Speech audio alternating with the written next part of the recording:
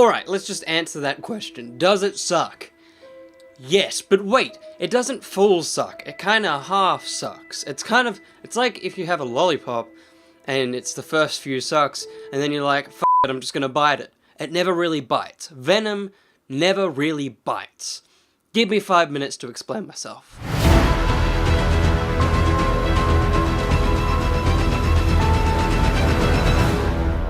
The plot. Simple stuff. Science organization Life Foundation sends up a spaceship crashes with some bad goo, scientist dudes conduct bad science experiments that they shouldn't be doing, cut to rampage, no? The film centers on Eddie Brock, an investigative journalist who does some investigative journalism into Life Foundation, people that didn't want him to do investigative journalism, despite knowing that's what he does. Look, if you've got something bad to hide, don't get a journalist on the scene. Just don't. It's not worth it. Some other stuff happens and then a scientist helps him break into the lab to discover what tests they were running. There he bumps into a case of spiders and no, he doesn't. That's not that one. Okay, what happens? Something totally rad happens and then he's got Venom in him. Excitement ensues. Look, this film doesn't really have much of a plot. It's man is down in his luck, man gets bestowed superpowers, man defeats the bad guys who are doing undeniably bad things. There's no moral torment going on. It's a simple A to the B plot, which is fine, it's just not really where we're at with superhero films.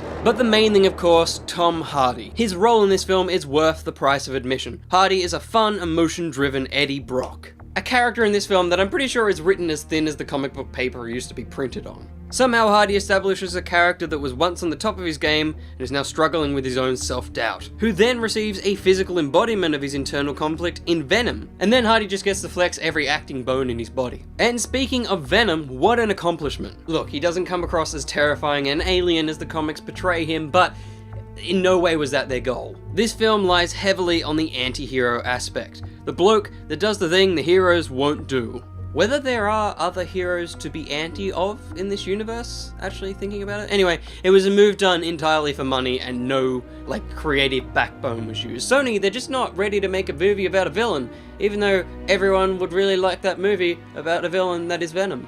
So a more lighthearted and fun approach worked for this interpretation, and having Hardy portray both halves of the symbiote just sells the unearthly big boy. So yeah, Hardy gives it his all, as we all expected, but that's where the problems start, because that version of Eddie doesn't fit in this film, or this film doesn't fit with that version of Eddie. There's two clear plots running in tandem. Eddie doing drunk, downtrodden things, and Life Foundation doing vague, sciencey people things. The science people doing things is infuriatingly dull, and it just feels like it's ripped out of a Dwayne "The Rock" Johnson film. The one I already mentioned. I made that joke already. You've got your weedy, not at all intimidating nerd prancing around telling everyone humans suck, we've got to be better, and I've got the cure. And I love Riz Ahmed, but poorly cast or badly written script, there wasn't a single fiber that would keep anyone engaged during those scenes. But the real reason those scenes just fall on their face is because they're like a breaker between all the good Tom Hardy scenes. There's 10 scenes with Hardy, 10 scenes with the Life Foundation, they were there. We'll just stack them on top of each other, just one after another. There's your edit done. Chuck in a 6 months later title card.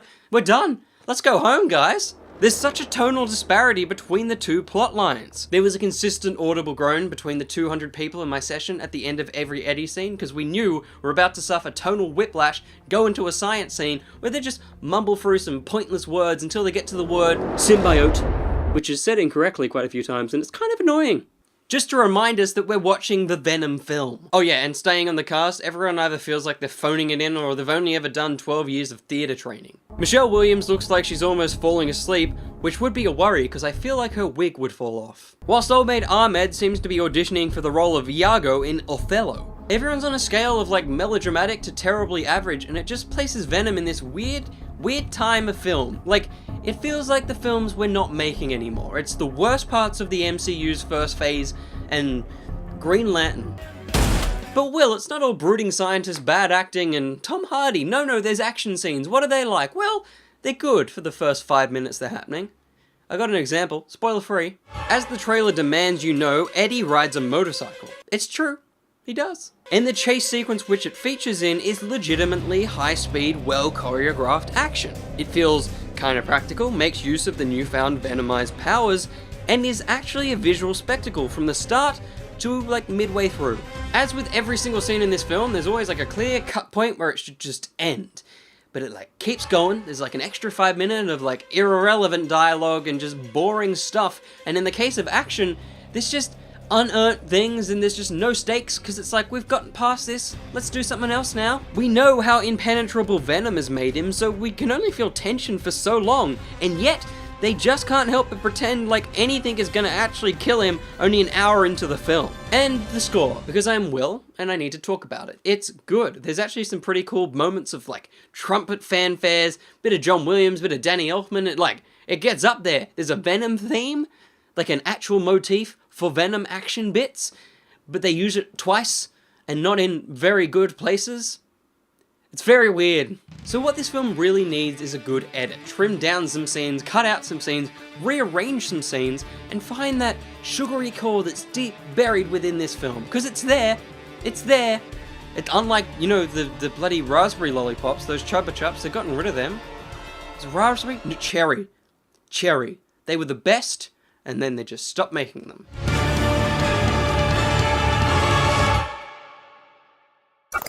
So those were my thoughts on Venom, spoiler free, but if you want spoilers, tune back in on Tuesday next week. Josh and I will be breaking down the film, spoiling everything. So if you want to see that, hit that subscribe button and hit the bell if you want to know when things come out. You can also hit like, and I'm in the end card now, so there's 2 videos up there. And if you haven't hit subscribe, it's still over there.